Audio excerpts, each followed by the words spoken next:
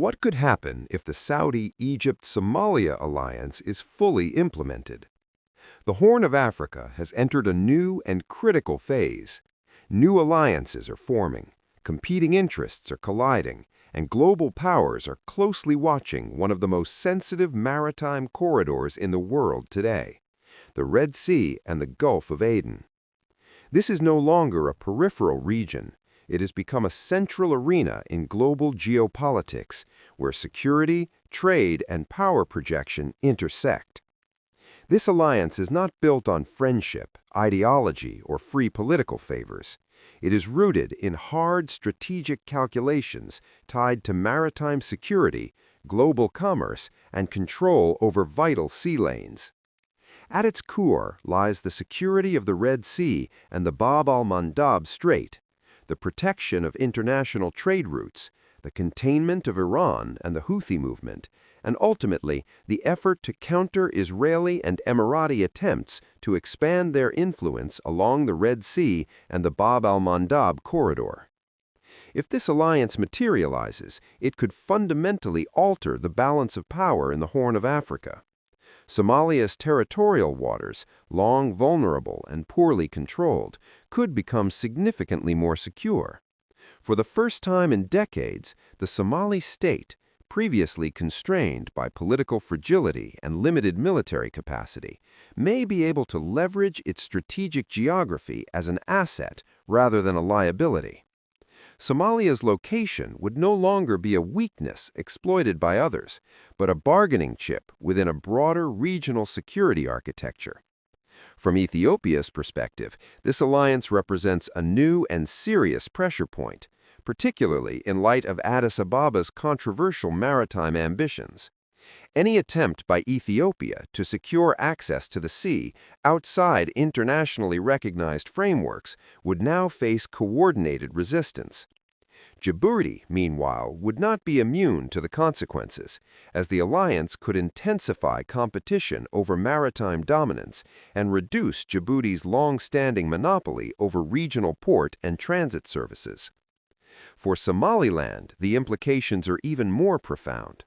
Through the lens of this alliance, Somaliland enters a phase of political uncertainty and potential isolation.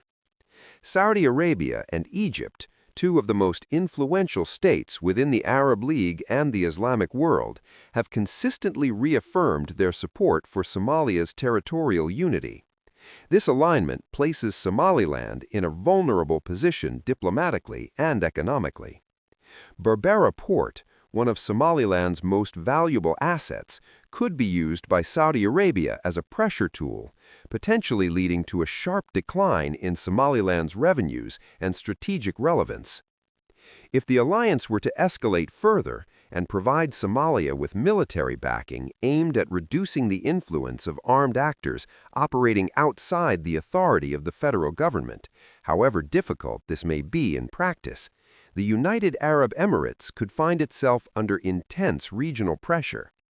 Given Abu Dhabi's deep involvement in Somaliland's military financing and major infrastructure projects, such pressure could force the UAE to reassess its position and gradually disengage to avoid confrontation with powerful Arab states. At the same time, this alliance poses a major challenge to Israel's ambitions in the Red Sea. Israel seeks a sustained maritime presence in the Gulf of Aden, expanded naval influence, and strategic depth along key shipping lanes. A coordinated Saudi-Egypt-Somalia alignment would sharply restrict Israel's freedom of maneuver, effectively blocking any attempt to establish a foothold on Somali land under the principle that Somali land is indivisible and non-negotiable. The Houthis and Iran also stand to lose significantly. Both view the alliance as a direct threat to their leverage in the Red Sea. Iranian influence heavily relies on disrupting maritime security and applying pressure on global energy flows. If Saudi Arabia gains greater control, directly through allied governments, over the Gulf of Aden, Saudi oil exports would expand, while Iran's ability to project power would diminish. The installation of advanced radar systems along the Red Sea and the establishment of Saudi military facilities in Somalia would severely constrain Houthi operations and weaken Iran's regional deterrence.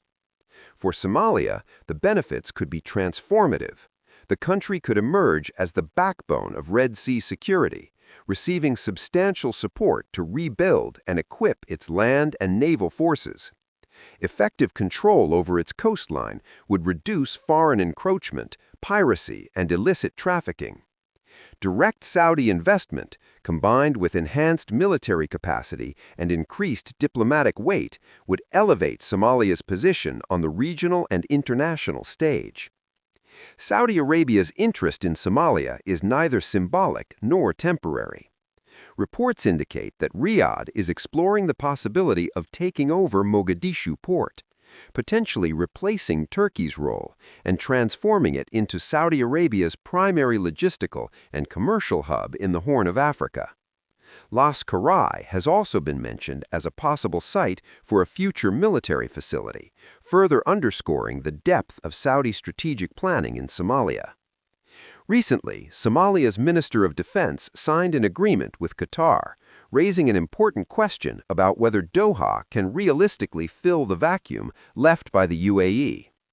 Qatar has pledged to support the federal government through military training and institutional capacity building, reinforcing the authority of the central state. While Qatar's role may not fully replace Emiri influence, it signals a broader shift in Somalia's regional partnerships. Ultimately, this alliance is not confined to the present moment. It represents a long-term strategic framework that could redefine power dynamics in the Horn of Africa, reshape maritime security in the Red Sea, and determine who controls one of the world's most vital geopolitical choke points in the years ahead.